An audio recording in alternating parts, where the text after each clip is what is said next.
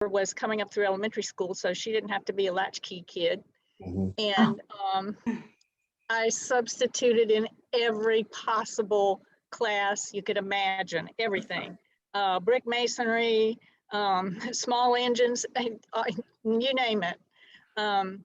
It was fun though. I kind of, first year was really a test, because you know how kids are, what they'll do to substitutes. But after that, I got to know the kids. I know they got to know the administrators in the schools and some of the parents, and so that wasn't too bad. I ended up working in accounting. I got a certified management accountant, the certificate for that, and became an accounting manager, moved around, did a little bit nonprofit, and then finally my last job was 13 years at an ad agency here in Greenville. So it's been busy. I retired about 3 years ago, and I'm enjoying that. You said you're in Greenville, South Carolina? Yes. Is that where Furman University is located? Yes. Okay. I even took some accounting courses there. It's a nice place, beautiful campus. That's what I understand. Not really as big as JMU, but it's a good school. And Sherry Lord, I forgot to ask you, where do you live? Winchester, Virginia. Oh yeah, okay. So you're about an hour away from the campus. I am.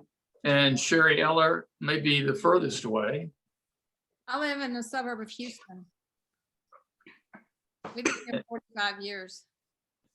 And you had plenty of, See if Kansas is any farther. what's that? You have to look up the distance to see if Kansas is farther. Kansas might be further. Yeah, it very well may be. Julie, tell us what's going on with you. Thanks for being here tonight. Oh, it's great to be here. I was in the class of 85. I was a communication major, but I had a 25-year career in insurance. And so now I'm retired, but I'm active in the DAR, and I've won 2 contests in the last 2 years with DAR, and they were both in music. One was for writing a vocal piece for women and piano, and one was for handbells and piano. And so that was pretty cool because it's a national contest.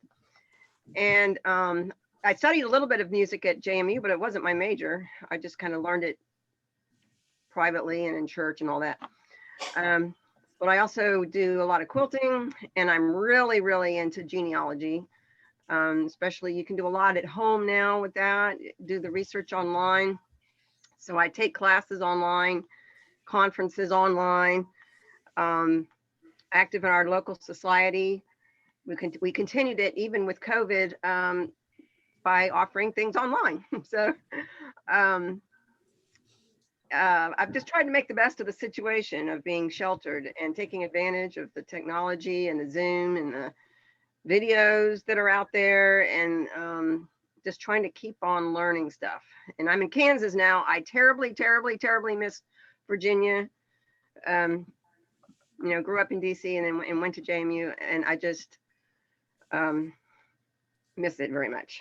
Well, I got to tell you, my wife and I took a hike on the Skyline Drive yesterday, and the red bud is just beginning to come out, and it's really pretty. It's really beginning to get pretty here in the valley. So, yeah, I know living where you do, it's easy to miss being in the Shenandoah Valley. Oh gosh. And speaking of the Shenandoah Valley, Karen Wetzel, you live in the Shenandoah Valley, don't you? I sure do. I live in New Market, very close to campus. I come to Harrisburg several times every week, usually. I worked for 38 years with Shenandoah County Public Schools. I started out as an elementary librarian, and then I was a high school principal, so I did a lot of different things. And now I'm finishing my 12th year on the Shenandoah County School Board, which has been it's been very interesting the last 2 years with COVID and retiring some school names. I'm sure some of you locally have read about that. But anyway, just virtually went to the Board of Supervisors meeting before I logged on here. A friend of mine told me that during COVID that people either become a hunk, a drunk, or a lunk. I guess it all depends on what, how you want to spend your time. So it sounds like you become more of of a hunk. Yes, and Julie mentioned DAR. Several of my DAR friends who are retired teachers, we've been doing some Zoom lessons for other retired teachers and trying to get virtual meetings going and so forth. So That's great. That's great. Thanks for being here this evening. I want to go to our other class of 71 member, Linda Rawls, who I see is beginning the wine program 24 hours early. My kind of girl. Way to go. Linda, tell us what's going on in your life. Got to unmute, Linda.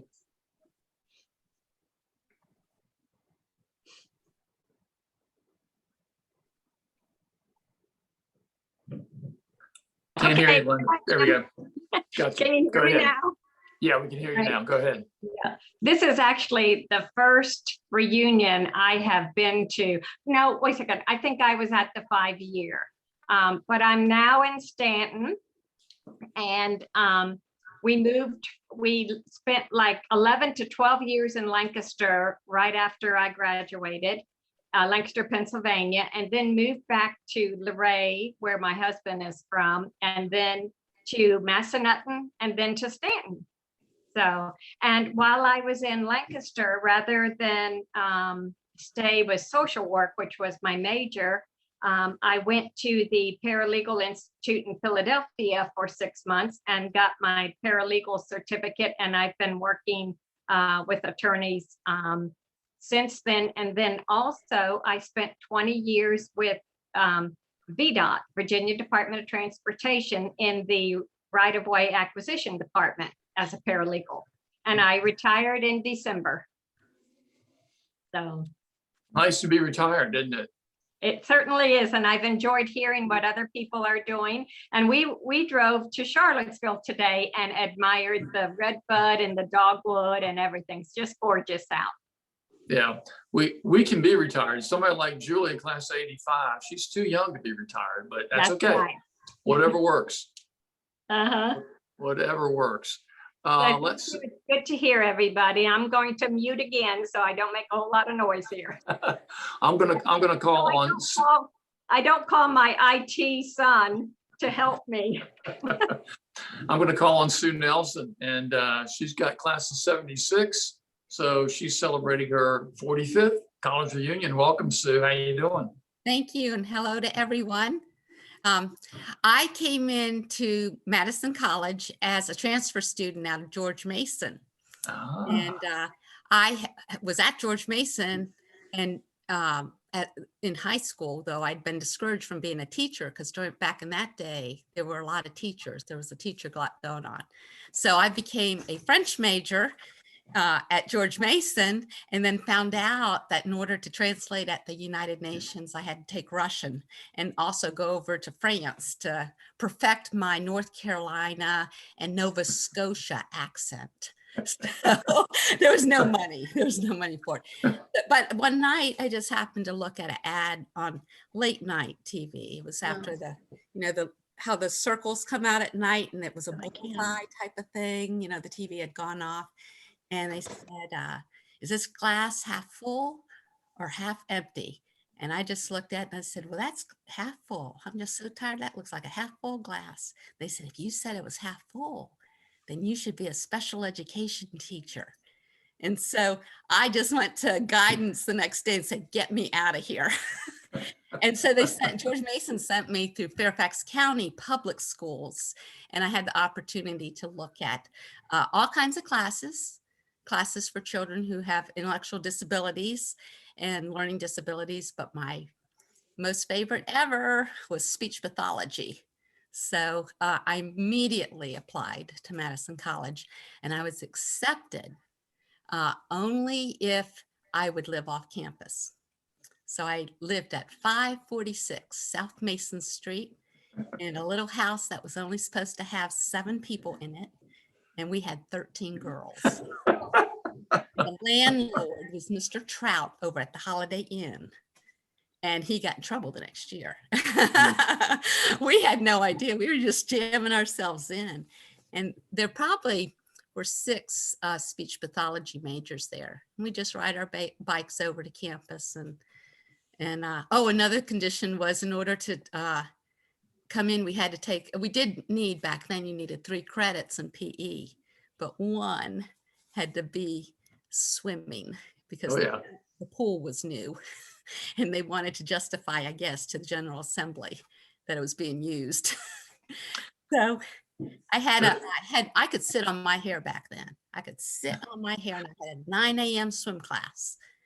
And by the time November came up, I looked like a pixie cut because I had to get from the bottom of the hill to all the way over to Baker House, which was off, I think it's Main Street. Main Street, yeah. Yeah, I was booking it to ride my Yeah. bike. Well, and those of us who were there in the late 60s and early 70s had to learn to swim, if we didn't know already, in the old Kiesel pool, which later they had a gymnasium above it, basketball court above it, and then turned into faculty offices. And a lot of our young alums here probably can't believe that Kiesel used to have a pool as well as a basketball court and a very small track, I think a 2 or 3 lane track up above the basketball court at that time. So thanks for sharing that, Sue. Appreciate it. Some of our younger alumni were smiling pretty big when you were talking about the number of students that were living in a house together. And I know that a lot of these young alums had some of those same experiences. Eric, can I call on you? Good to have you with us tonight. See you, class of 96. 95, yeah. I was in a triple room in the Village my freshman year, so That's brutal. I kind of get that. So yeah, Eric Celine, class of 95. I thank you guys for letting me crash your party. I was put here because we're all odd number years, and congratulations to all of you Bluestone folks. Graduated with a mass communication major. I got 1A in my college career for amongst my 3 credit classes. That was in voice and articulation. So what do I do now? Narrate audiobooks. The class was voice and diction. So I've narrated numerous books. I'm in the process of one now. I'm also a WXJM alum. I DJ'd the first Christian rock show, and I DJ'd some since college, not so much in the last year, but this coming Friday, a lot of DJs are moving virtually. So this coming Friday is my first live virtual gig. Also fast forwarding to now, my son, we just got word about 2 weeks ago that he got accepted to JMU. Oh, all right.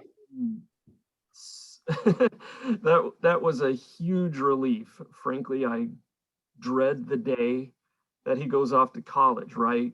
But him going to JMU is going to add a huge amount of sweet to that bittersweet day. So he is coming to JMU? Yeah, yeah. That's terrific. Congratulations to him and to the university. Where is he going to high school? DeMatha in Maryland, just outside of DC. Yeah, okay. That's great. And that's wonderful. After I retired from JMU, I went back and worked 3 years, and my sole job, which was really difficult, was to give tours to potential students whose moms and dads were alums. That was really a hard job, but that was a very rewarding opportunity for me to sing the praises of the university, to get reconnected to some alums, and to meet some wonderful young people. And that was a blast, just walking people around campus. Wow, that if only the year that we just went through wasn't like the way it was, because I would have loved an opportunity like that. We were eyeing so many weekends. This was about a year ago, and they just kept getting bumped, and now they're doing some tours, like regular tours, but they're very limited in the number of tours and the number of people that can attend each tour. Right. So such a small percentage of the prospective students can even get a tour, let alone a legacy type tour. Yeah. That's really cool. I wish we I'm sorry that happened, but I hope things will loosen Wish we up. could have had you as a tour guide. Yeah, well, tell them come down. I'll give them a tour. Forget about the Right admissions on. office. I'll be glad. Don't say anything, Jessica. But I'll be glad to give them a tour. Y'all come down. Can you give us a tour of the east side? Because I could give a tour of the west side, but the east side's like, wow. Yeah, it's pretty amazing to say the Yes. least. Yeah. Well, thanks again for being here, Eric. Congratulations to your son again. That's great news. Thank you. I'm going to move on here to see if Jacqueline Painter may have a few words of wisdom. I love your background, Jessica. Good for you. Got the purple and gold flowers, got the entrance there. So tell us a little bit about you. Not hearing you. Got to unmute. There we go. Thanks. There you Hi, go. Steve. Hi, everyone. Happy reunion week. I am Jacqueline Painter, and as you can tell from my image, I am sitting at the end of Lakeview Gateway, which is just right down from Sonner Hall, but it's actually my Zoom background. So I am charged with the great honor of working for the Office of Plain Giving as the Assistant Director. So I tell people that this is my redo. I didn't make the correct choice in going to college. JMU was my second choice and not my first. So I'm doing it correct this time and employed by JMU, where I can use my financial advising background and help create legacies for students and create opportunities of scholarships for students that may not be able to afford education. So I'm excited to work with that. I'm excited to learn about the history of JMU and get to redo it and tell mom and dad that you gave good guidance as parents, but we just missed the mark of JMU and becoming a Duke. So I am a Duke by heart. I bleed purple and gold, and I'm happy to be working and collaborating and meeting alumni just like you and help create legacies. That's great, Jacqueline. Tell us where you did go to college so we know where to throw mud at. Yes, I'm a local girl, born in the heart of the Shenandoah Valley, grew up in Newmarket. So I have great communication with people who remember JMU. I watched it be built as a child in Harrisonburg. So 20 minutes north is where I live. I had the great honor of having Karen Wetzel as my principal at Stonewall Jackson High School. So I get the history of JMU all over again and have that great honor as well. So go Generals. Talk about a small world. That's a small world. That's a small world. That's great. Thanks so much. And Brianna Garvey. I don't know you, Brianna, but it's great to have you with us. Tell us a bit about what's going on in your life. Hi, thanks. Yeah, I didn't know what to expect from this event. So are the None of us breakout did. rooms? It's just like based on year. Is that what we're doing here in the room here? Oh, okay, cool. I was class of 2015, so 5 years, and I majored in like anthropology, but with the biological concentration. And I live in New York now. I work at the Met, the museum, and I do membership stuff. So it's like database, keeping track of all the payments and stuff. Are you going into the gallery every day or are you working from home? I am going in Monday, Wednesday, Friday. Currently Okay. have been since like September, but definitely was home all the time for the first several months. How you like being in New York? New York is cool. I moved here pretty much right after graduating. I did an AmeriCorps program, and I worked in a middle school, and then did some other stuff with kids. I was like, wow, there's a lot of people who did teaching in here, and then I was like, oh, duh. Yeah, so I did work with kids for a while before starting at the museum. So it's cool. It's it's been weird the last year. Excited for it to come more alive again. And That's good. That's but good. Nice to certainly have. miss the access to outdoors of living in Virginia. Yeah. Back to my legs are sore this morning from that 6-mile hike my wife and I took, but it was just wonderful to be outside and be I up on bet. Skyline Drive on the Appalachian Yeah. Trail. Oof. Really nice. So I'm going to call on Zachary Dean and Brianna. Nice to have you with us. Thanks for joining us. And Zachary, what's going on with you? How you doing? Great. Thank you guys for having me here. I'm going to go ahead and let you know that Jacqueline kind of took a lot of my talking points. So everything I'm going to say is going to sound like I am just a carbon copy of Jacqueline. But I also work in the Office of Plan Giving. I am a Duke at heart. I also, like Jacqueline, made the mistake of not going to JMU for school.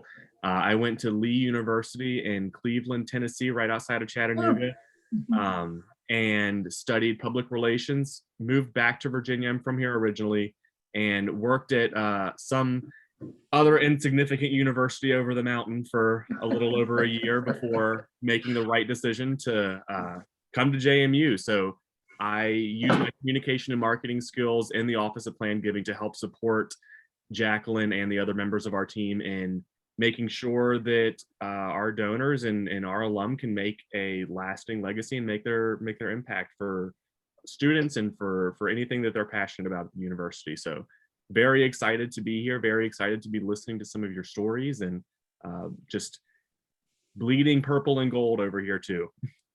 That's great, Zachary. Thanks so much. And I think last but not least, and she just says Nancy, but some people never change even after 50 years. So Nancy West Shelley from Pennsylvania is here. Nancy, how you doing? You got to unmute, Nancy. Nancy, you have to unmute. Okay, yeah, There you go. We hear you now. yeah. So yeah, I'm on the park board for my community, and I had a meeting, and I just finished it at 10 after 7. I said, oh, gotta go. Got my 50th class reunion tonight. So that's why I'm late. Yeah. So yeah, it's a beautiful spring day up here. So yeah. So what, I missed the beginning part. Is this all class of 71 that's here, or what is this?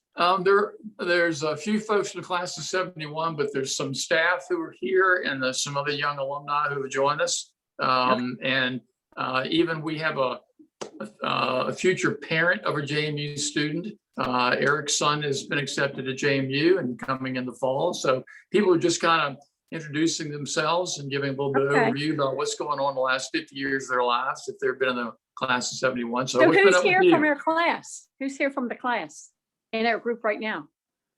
You? Who else? Sherry, Johnny, Sher- Karen. Sherry's there? Yep. Hi, Sherry. Sherry Lord and Sherry Eller. Okay. Hi, Sherry. It's Nancy. I see you. I saw you come in. Yeah. Oh, Y'all you was- did? Okay. Y'all How were about sorority that? sisters, weren't you? Yes. Yep, we were sororities, and we got together at Long Beach Island remember Paulette Jeter? She was the honor council, like 2 years ahead of us. And she has a beach house at Long Beach Island, and we all met there 2 summers ago. We were supposed to go last summer, then COVID happened. It was But a we're gonna meet again in September, we think, and it was fun. We had a great time. Is Donna here, Farmer? She is not here tonight. Okay, she's not here, because I talked to her a couple of weeks ago. I thought she was gonna be on this, but I don't know. So who else from our class besides just the 4 of us? How many people were in y'all's class? We started out with like 1,000. And back then, I bet by the time we graduated, what was it, Steve? I don't think we had more than 400 or 500 that graduated, did we? I was going to say around 6. Was it 6? It might have been. Yeah, but I could be wrong about that. I have to lean back on Yeah, since I we've got can't- so many staff here, maybe they can find that out for us. Yeah, we were with the class that we had the first influx of boys, and the first year it was just almost all girls. And we had a turnover election.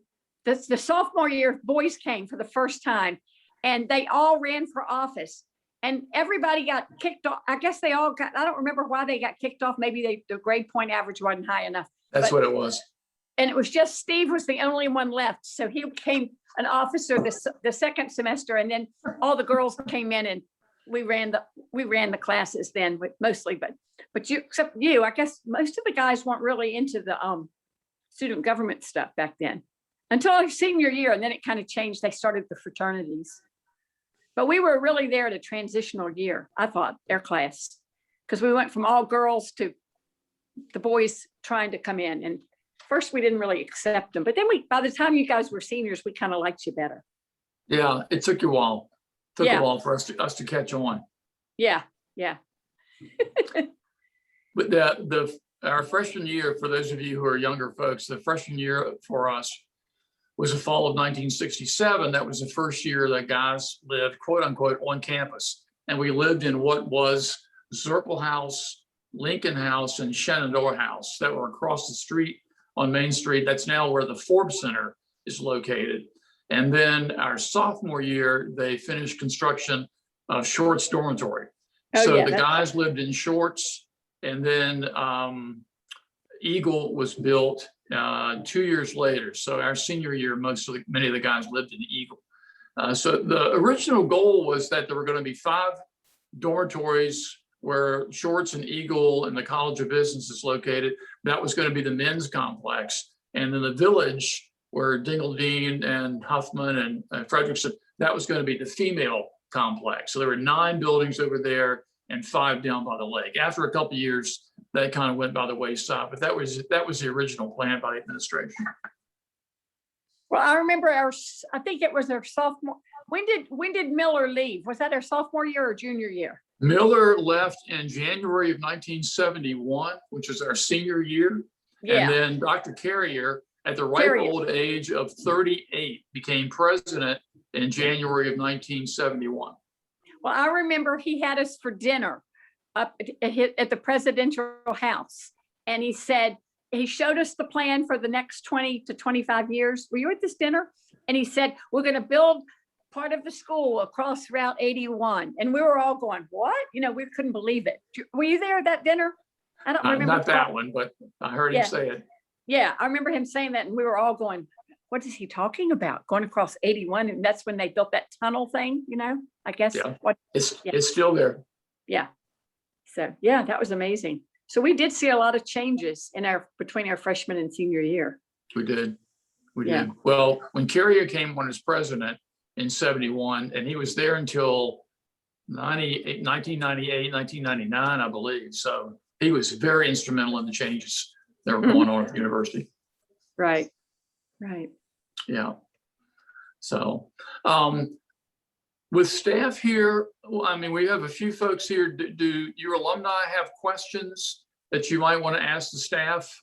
You've got a captive audience, things are going on here, and anything that you want to ask staff about the university, what's going on now? Can anybody talk about the library? Do people in the community go to the library like for genealogical research or historical research about the Shenandoah Valley? Or is it mostly students that go to the library? Jessica, can you take that? Sure. I mean, I would say it's primarily students that go to the library. I guess though it is an open building, so other people can probably come in and use the resources there, but it's primarily students that are in there. As a former staff member or all former faculty members, we have access to the library, and it's you know, as I get older, my reading list seems to get longer, and it's nice to be able to go to the JMU library and find the book that I'm looking for rather than have to go out and find it in a bookstore somewhere. What did you teach, Steve? I worked in the administration. I started out in admissions. So Eric, I got a little bit of professional background. Started out in admissions and then worked as the director of alumni relations for 5 years. Left JMU and then came back and worked in fundraising, and then became the associate vice president for alumni parent and donor relations. So I have about a 34 year career at JMU. So I didn't really teach anything. I worked in the administration for that during that time. Yeah. And it was great. I loved it. And it was a hard thing for me to retire. And I had to ease out. I worked part-time giving those tours for 3 years because I just couldn't. I was ready to, you know, have some spare time, but I really wanted to have some. I want to keep my ties with JMU, and I still keep my ties. We still go to football games and basketball games. And the Forbes Center has wonderful performances, and so lots going on campus. Oh, Steve, are you eligible for the trivia game on Friday? I am. I'm going to try to keep my mouth shut for the most part. But yeah, I am. Do you still have the Duke Fine Arts Center? Yes, we do. I'll ask one of the staff to talk more about that if they would. Anybody want to talk about the Duke Fine Arts Center, some of the changes that have gone on there the last few years? I'll lean back on you, Jessica. I was gonna say, I hate to say I haven't been, I'm not super well versed with that space on campus. There used to be a small theater in the Duke Fine Arts Center, the Latimer Schaefer Theater. And then there were art and music. At one point, there were art and music, I think dance classes and theater classes. So that was the whole ball of wax in the Duke Fine Arts Center. When we built the Forbes Center, we could move music and a lot of the theater over to the Fine Arts Center. And so the Duke Fine Arts Center became primarily the art building. It has been expanded. It's about double the size that it was. If you were standing in the front of the building looking at the front door, it was expanded out to the right, up beyond, what is that, Cleveland Hall, toward the Miller Center, one of the science facilities. They went in and renovated the interior of the building. That small theater is no longer there, but there is a wonderful art gallery in that facility, and then art classes throughout the building. That's as good as I can do right there. Yeah, there's like really, really cool equipment for all the, sculpture classes. And I just remember every time walking with one of my friends through there, they have just the coolest equipment. Were they doing renovation of that when you were here, Brianna? I don't know if I remember the build. I mean, I remember it being very large, so maybe some had already happened. They're like, part of it's mostly glass, right? Yes. Yeah. That's most of what I remember. I guess I remember the rooms more. Okay. Sherry Eller, you have any other things you want to add to this conversation that we've got going here? Anything at all? I was just thinking back to when I was in school, and when I left, I came to Texas, and I'd always heard JMU's so good, and my mother had figured that out when I was heading to college, wanted to be in music. So I came here, and I didn't work for 17 years. I didn't teach, but I came back and I decided to teach here, and I wasn't certified. I had to take an exam on everything I'd ever learned in music 17 years ago, and I passed that thing. And this was what the kids out of college took in order to get their certification. And I thought, oh my gosh. So I have to go back and say, JMU did a good job of teaching me what I needed to know, and somehow it stuck, or I lucked it out. I lucked out, guessed well, but anyway, I did pass it. So I think we got such a good education there. Maybe we didn't realize how good it was compared to some of the other universities. Can I ask something, Steve? This Sure, is Linda. Linda Rawls Yeah, sure. again. Talking about music, I believe one of my favorite classes at Madison was the Introduction to Music. And we spent a lot of time in the lab listening to classical music. And of course, at the time, I did not appreciate it at all. But now that I am a bit older, I love classical music, and they have a really good program here in Stanton, Heifetz, in the summertime, and also Stanton Music Festival in August. And I have been able to usher for the Stanton Music Festival, and it's all classical music. And I was wondering if we could ever take a class at Madison again. I wonder if they offer that Introduction to Music. I would love to take that again. I'm going to throw my 2 cents out about that, and maybe the staff can correct me if I'm wrong, but I think anybody over the age of, I think it's either 60 or 65 can audit a class at any state university in the state of Virginia free of charge. And when we were students, my recollection is we had to have both music appreciation and introduction to art. We had to have both those classes. I think now the students still have to have an introductory class, one class, either maybe art, music, theater, something like that, but not both. But to answer your question, yes, you could certainly come up and take an appreciation music class. Yeah, and maybe if you got a better grade, you could take the grade off that you got from before. They'll give you a wouldn't that be great? increase your GPA. I Thank regret you. not being a music major. I regret it. I regret not being a music major. I was an accomplished pianist at 18 when I went in there, not intending to major in music, but I took lessons and heard all these other students practicing. And it's like, there's no way I could compete with them or do as well as they could. But looking back, I probably could have. You know, and I regret not having like a music major and library science minor, because that's what I'm doing now. I mean, the stuff in my life, but you know, communication was okay, but you know, it's not what it didn't turn into what I enjoyed. I mean, I communicated insurance, you know, I used communication in my insurance career, but I think I would have enjoyed the music career better. Well, as Jessica just said, there's a lot of professional and continuing education classes and a lot of lifelong learning institute classes that are offered here at JMU. I know we're not the only place that offers classes like that, but those lifelong learning institute classes have really gotten hot with older alums who, alums my age, who really want to go out and take more classes and learn more. I mean, and they've got such a wide variety of classes, anything from classical music to winemaking to, you name it. So we should never stop learning, should we? Right.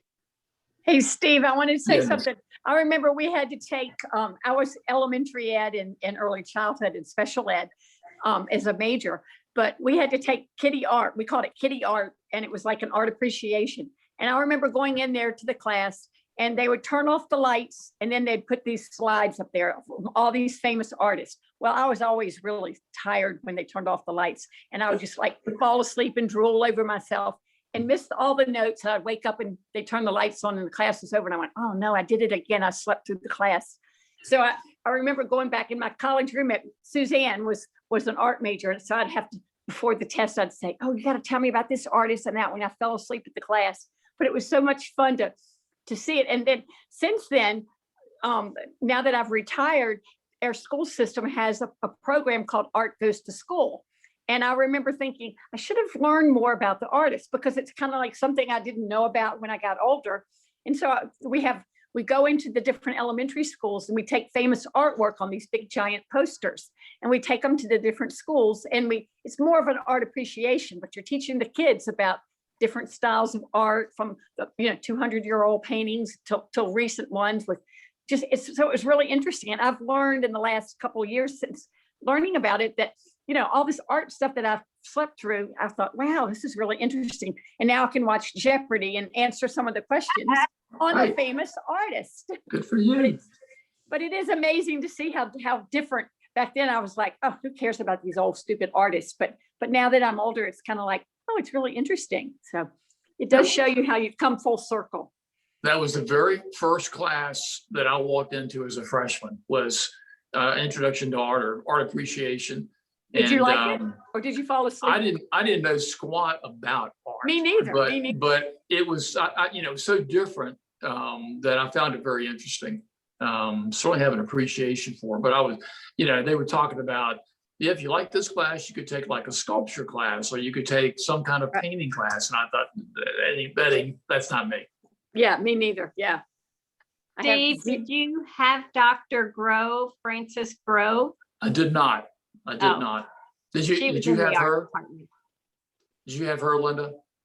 Excuse me? Did you have her? Yes, I did. And she's a native from Luray, Virginia. Did she have really dark hair? She was very short, and I think she had like salt and pepper grayish hair at the time. I wasn't able to fit it into my senior year, first semester, but whoever I had, I wish I could tell her. It was one of my favorite classes I ever took there. She had been everywhere. All the slides were hers. And I developed a great appreciation for art because of her. But I don't know who it was. I don't remember. Yeah, I don't remember my art teacher either. I don't remember her name. I had Dr. Crystal Theodore for both my basics of art and then art in the elementary, and I loved her. She was great. Yeah. She was great. Karen, I wanted to ask you, since you live somewhat locally, what's your impression of how JMU has changed over the years, and what it's done, what it's done for the community, what the community relations may be. What's your perception of that? Well, I put in the chat box, Steve, which you may not see. My friend and I walk at least once a week on the JMU campus and the Arboretum, which is a great place to walk. But I know our school division has done a lot of different things with JMU besides student teachers and practicum students. But it seems to me that JMU has reached out to the community and done a lot of great things. In Newmarket, I volunteer with the Newmarket Area Library, and we had several art programs where the director of some of the galleries in the Fine Arts Center came to Newmarket and gave little programs about art and so forth. So I know a lot of the faculty members do outreach like that. That's great. That's great. I think that plus a lot of the activity regarding community service learning, it's things that are going on now that we really didn't have much of an emphasis on when we were students back in the 60s and 70s. But there's a program here called the Valley Scholars Program. Yes. and basically it's an outreach starting with kids in the 8th grade and taking like a small number and having them come on campus, going to concerts, going to classes, meeting faculty, and monitoring those kids all the way through. And if they stick with the program through their 5 years between the 8th and 12th grade, and they have good enough grades to get accepted to JMU, JMU picks up the tuition. There's only about 35 kids a year, I think it is. Yes. But they take the lowest socioeconomic middle school in each school division around. And I'm familiar with some of the students. Right now, there are 2 sisters who are in that program who are now on campus. And their mother told me they stayed on campus during COVID. They got permission because they have very poor internet access here in Shenandoah County. But that's been a remarkable program. And some students have unfortunately dropped out, but that's been a wonderful program. But I understand the vast majority of those kids stick with that program. I mean, it's tough. It's not an easy program, but it's a way to say, if you hang in there for 5 years and you do well, then your tuition is taken care of. Right, and they have to keep their grades up in middle school and high school. They're in the Right. first one, yes. Right. And they usually at the end of the year have a like they give them mentors too on campus, and then for the younger students, and they usually have end of the year programs that are just remarkable. Of course, we haven't had them for 2 years now, but Yeah, they do almost like a fair, what I would think of the old science fair, and they have people do their displays, and to hear these 9th and 10th graders come in and showcase their stuff, it's just pretty remarkable, I think. But anyway, we don't have just a few more minutes left. Excuse me. Any parting questions or parting comments before we take off? Yes, Sue? I'm still a speech pathologist with Spotsylvania County Public Schools. I think I'm probably about the oldest, most experienced speech pathologist that stayed with the public schools rather than go to clinic work. But that's where you get to see all kinds of children. Look at Karen over there. You know, public ed, they need us. But Yes, anyway, so we had spring break, and both my daughters are teachers. I encourage them, and both are special educators, and preschool, early childhood, King George, and then also in Spotsy with 3s with autism. So we had our spring break over at Massanutten. We're in Fredericksburg, and we can all walk to each other's houses. That's what's so fun about it. Fredericksburg's a great place too. And so we went over to the campus, and one of the things that threw us off with my grandson, who's 7, were all those Star Wars robots just going all over the place. And we thought somebody was following us. But then my son-in-law said, no, they're just programmed to sense when to stop. But we were talking to those things. They are all over delivering meals. And that was such a shock. We had to go, I think it was to the top of the Warren Center. And we were watching to see if they would crash into each other. So, but do they? Yeah, they stop when we're walking. They'll stop if we're sort of in their way. Because I get the impression it's all computer doing that. There's nobody making them move. No. That was cool. They are, you said it right, they are all over the campus. That's Kind of freaky. It's kind of freaky, but you know, students are getting their meals that way. So, And I taught in Rockingham County schools. I was over in, and I was a guest lecturer at nights in the special ed department during, I don't even know what year it was. I think it was probably 79. And so I'd bring my little early childhood children over. You know, they were in the hollows of Dayton, stuff like that. And we'd go on to the campus. And the campus is so beautiful. And I did have one little girl who, you know, we didn't have her on a walker, but somehow because of the campus and how outspread it was and spread out on the, I guess it was just beautiful. We would do walking with her and she learned to walk. It was so totally cool. And I think it was the expanse of what she saw and we could spread out. I was in some old ag building from World War II. I'd go through right underneath the turkeys as they were being processed. My Datsun B210, it'd get turkey feathers stuck in the radiator because I get held up trying to get into the school building. So, and JMU came over and decorated my room. They painted what I wanted in my classroom, the art department. that's great. Yeah, That's great. Sherry, Eller, anything you want to say before we close it out? Well, it's been great to talk. It's fun to catch up, and I can't believe it's been 50 years, but it sure is nice to see some faces from long ago. And For those, go ahead. I miss not getting to see campus, but I did get that a few years ago. We had that great mini reunion, I would say, and I got to see a lot of it, and that was super. Well, knowing that the class of 1972 is going to have their 50th reunion next year, I've already talked to a couple of buddies, and they have given us an open invitation to come and join them face to face. And as I understand it from the alumni office, now that we've reached that 50-year threshold, we'll be invited to come back every year for the Bluestone Society weekend of activities. Is that right, Jessica? Yeah, the Bluestone Society members are all invited back for the Bluestone induction ceremony to welcome in the newest cohorts each year. So definitely plan to come and join us because we'd love to have you guys on campus. We're definitely bummed we weren't able to celebrate you guys on campus this year.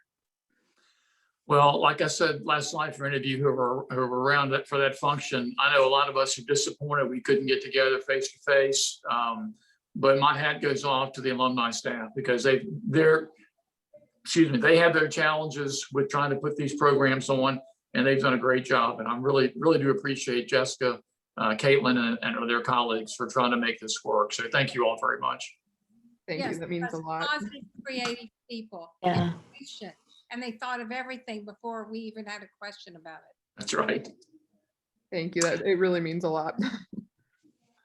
And Eric, don't forget, invitation still stands for you and your son to come down. You can go to JMU and type my name in, Steve Smith, and 20 of them will come up, but you'll figure out which one I am. Thanks so much. We'll do. You bet. You bet. Jessica, anything we need to do from here? Are you closing us out, or do we go back together with the other group? I think Or is that's this it. it? Yeah, I thought Caitlin was going to pull us all back into the main room, but I think if there's nothing further, that's it. Thanks for joining us this evening, and we hope you'll tune in the rest of the week to some of the other activities that we have planned as well. 4 o'clock tomorrow, you can share your memories of what it was like at JMU. Talk about those professors that you loved, or maybe not so much. Nice to meet everyone. Nice to have y'all with us. Thanks. Well done, Steve. Thank you. Yeah, it was Thank great. you. Steve. Bye-bye. Thanks. Bye.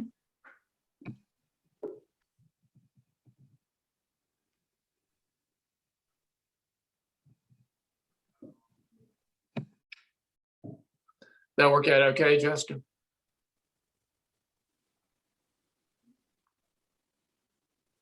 Can't hear you. Rookie mistake. But no, I think it went great. And thank you. Sorry, neither of those questions I had any idea what they were. Well, I had some thoughts, but I thought I'm going to defer to the staff because I know you guys were in the midst of it. So. Yep. Nope, I appreciate it. But I was like, oh, of course those were. I have no idea. Sorry, I didn't mean to put you on the spot. That's all right. But I'm surprised there weren't more people. You know, you said earlier, I think Caitlin said there were what, 30 or so? And there must have been what, 10 or 11 in this group?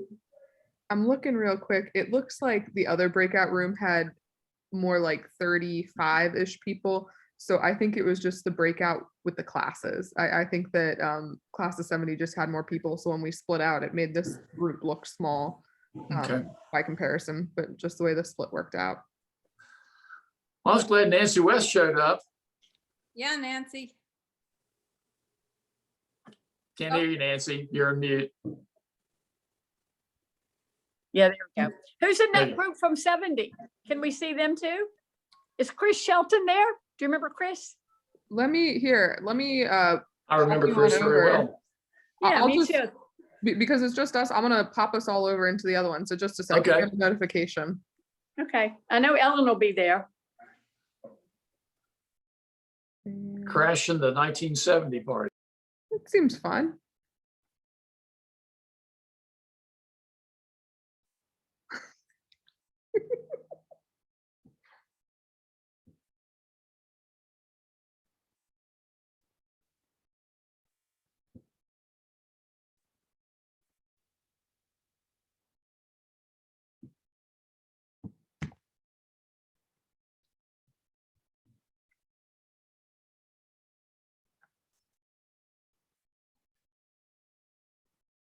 In the churches and the hospital and all of that. Doesn't JMU own all that?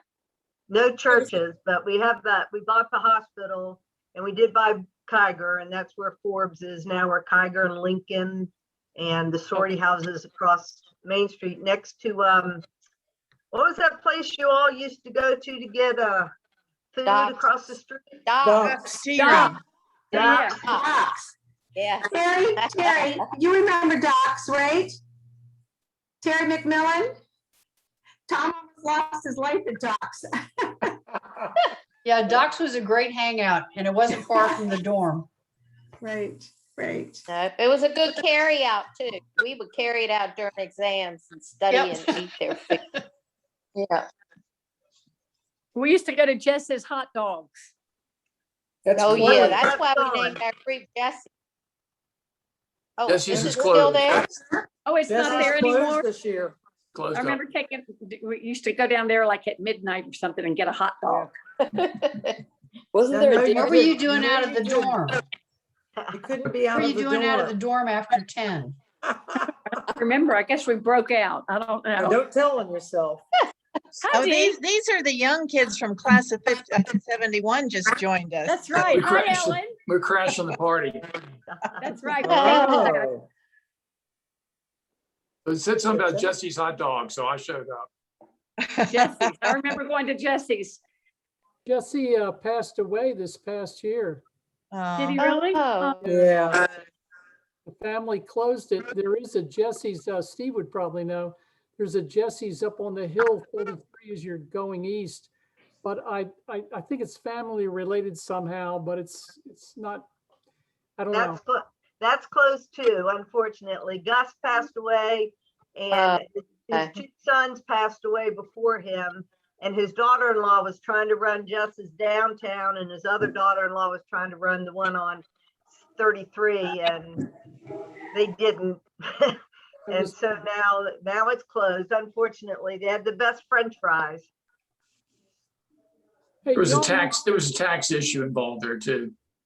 Oh, Didn't want to get into that, Steve. Well, it's the truth. The It was in inside the paper, story. it had to be true. Y'all mentioned the D hall. Did anybody ever take in the wintertime, did y'all take the trays out the door, sneak the trays out the door? Oh, and sure. sneak it down the hill in the snow with Led them? down the hill. Yes, Yeah. we did. Yes, we did. And did anybody get taken before honor court for that?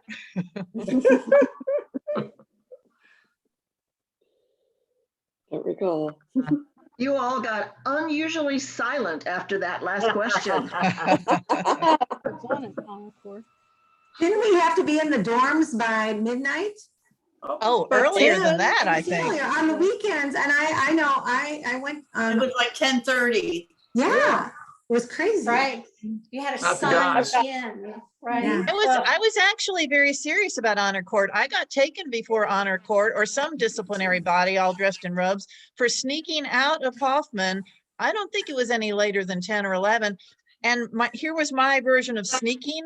I snuck across the street to the dorm, right across the street to buy something from the vending machine. I didn't even go off campus. Oh, Big trouble, big trouble. Student government judicial. Yeah, that's who it was. That six pack under your arm gave it away. No. Which you had to go all the way to Stanton to buy. And then it was only 3.2, right? Yes, 3.2 beer. right, right. The Red Terrible. Fox room. Oh, the Red Fox room and Echo. I remember Craftons and Rafters. I'd forgotten about those others. Yeah. Yeah, they're really more local ones. Hey, guys, I'm the bad boy in the group. I actually got arrested on campus by the Harrisonburg police. Woo! Early prediction of fame and fortune. What did you do, Glenn? Well, at the time I worked for WSVA, the TV station in town, and they had a Christmas party and they had an open bar. And, you know, I was drinking 7 and 7s. I mean, it was free. I couldn't believe it. You know, I'm just there having a great time. And the station manager came up to me with his wife and they started a conversation. And they asked me what and anyway, I was so drunk, I fell face down on the floor. Now, this is 1970.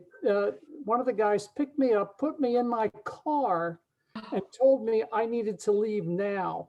Oh. So I left, and I drove back on campus, and I got disoriented. Now, I don't remember any of this, so it's kind of scary, and I'm glad that I didn't cause any harm to anybody. But I got disoriented, and I stopped in front of a dorm. I left my car running, and I went up, and the door was locked.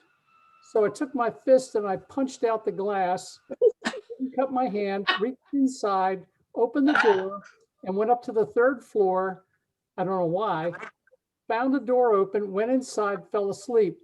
It happened to be one of the girls' dorms. And some girl had seen me and saw me going up the stairs and called the Chief Munger, I think it was. And he called the Harrisonburg police. And now I don't remember any of this. What I do remember is waking up the next morning in the Harrisonburg jail. And it is scary when you wake up and there's bars in front of you and you don't know why you're there. Wow. So I got bailed out by the dean. I forgot who the dean was. I did go to court, paid $100. And I went before the men's court, and honestly, they were kind of snickering the whole time. Like, that was pretty cool, you know? And so I was told that if I was ever on campus again, caught drunk, I would be, kicked out of school. And naturally, I didn't do that. But that was the only time in life that I've really, crossed the line there. And there may be the roots of some special treatment, because I think had you been a woman on campus, you'd have had your butt out of there. You would have been out. Absolutely. Yeah. Gone. No question. No question. Sexism at its finest. Do you Yeah, I don't remember recall when they any would do the random liquor checks of the rooms? Oh, yeah. Oh, yeah. To make sure nobody had any liquor? And everybody thought it was so remember clever that. to put it in the toilet tank. So that's the first place they always went. I do not remember liquor checks. Oh, when they would do them when we would be at those Lyceum programs.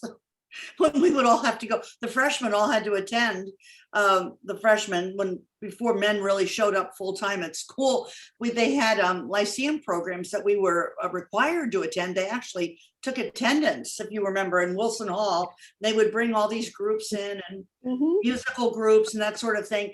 And when we were there, the honor council would go through the freshman dorms looking for alcohol. I think about that now. I think, oh my golly, You I guys, it remember was not the fire honor drill. council, it was Fire student drills in the government. middle of the. Dee, I didn't hear you. Yeah, I don't know I whether you said it was not the honor Right. council, it was judicial branch of Oh, student judicial. government. Right. I don't know whether you all remember that lived in the sorority dorm, but I had a dog in our room. I got a puppy Oh, my You goodness. did? before we graduated. And she lived with us. Everybody in the dorm knew. No one said anything. And whoever our mother was over the intercom used to call her. And she used to run down to her room down there and she time. And nothing was, I never got caught. Everybody in the dorm kind of knew that Gretchen lived there at that time. But just fun things. It was a different time. My suite mate went out one night late outside of Hoffman to put her windows up on her car. She'd been student teaching, and the policeman stopped by and he said, "What are you doing out late?" And she told him, and she said, "By the way, I got all these tickets for parking." He said, "Go back in and get them and bring them to me and I'll tear them up." Oh my Now, gosh. you would. Well, you So know, they did it. They had a different way of doing things. I have a parking ticket story. I had a few that I had collected, and I got the notice from the dean that I would not be graduating until they were paid. Oh, oh, that's not good. So yeah, I had to scrounge up enough money to pay my parking ticket so I could. Iris. Well, Yeah. you know, sophomore year, we had dorm officers, and so Kai was in converse with a lot of some of you up here, and there were a lot of shenanigans going on all the time. Trudy Stoltz is not on right now; her sister-in-law is, and Nubby can attest, and Chris Shelton to all this, and my roommate Barbara Thompson's on, to can attest to all this stuff. And I tell you, I used to get a pink slip at least once a week from Mrs. Rubush. Remember, we had Mrs. Garber our freshman year, but sophomore year, things got really kind of out of control with the fooling around. And I would get this pink slip that would say, "Miss McKnight, please see me sometime this afternoon after 2 or whatever." And I would go in there. And one time someone had thrown a bag of laundry from the 3rd floor where the stairs were in Mrs. Pendleton. Remember that Mrs. Pendleton was our house mother, and every day around 4 o'clock, it was cocktail hour in her room, I think. And she had gone outside and got underneath where the kids would drop the laundry, and literally a first aid was called to take her away. And I got a note the next day asking me, did I know who clocked Mrs. Pendleton with a laundry bag? And I was like, I said, no one in their right minds would have done that on purpose. I said, what was she doing under the stairwell like that, where everybody was just dropping bags of laundry? I don't know. It was every week I would get a note from her because there were flaming prom dresses and, people pranking and that sort of thing. Part of it was my fault, but part of it was a lot of your fault too. People who were on here. I was on the 1st floor Converse, and we had 3 to a room. So we had a suite of 6.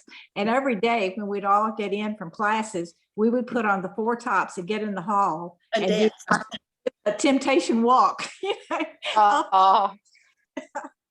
Yeah.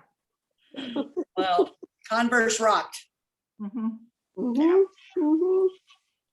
Well, hearing your story about the laundry basket, I mean, even that is a throwback. Can you imagine they actually did all of our laundry for us? I never owned sheets at school. Yeah. I never owned sheets. Sheets were done for us every week. So Carl, to your question earlier, we were a little bit spoiled in some ways as well. It was just different. Just different. A lot of fun. Too much fun freshman year, but I settled down, I hope. Awesome. Well, thank you all so much for sharing. I hate to cut us short, but just want to keep an eye on the clock for everyone. This is 1 out of 4 events where the class of 1970 will be able to chat and connect with each other. So keep mulling over those awesome stories and keep getting ready to share. I hope that you all enjoyed yourself this evening, and we hope to see you online tomorrow at 4 p.m. for our Madison Memories panel, where we're going to hear a little little bit more about those maybe spoiled students that are currently on campus and hear a bit more about what the school looks like today. So thank you all so much. It was great Thank you, connecting with Caitlin. all of you. All right. Bye-bye, And shout out everybody. to And Carl and Mandy Mandy. and Dee and Carl. You guys Yes, are thank awesome. you, everyone, especially the committee Yeah. members. Thank you so much. Bye, everyone. Have a great night. Thank you. Bye-bye. Bye. Bev. Good night, everyone.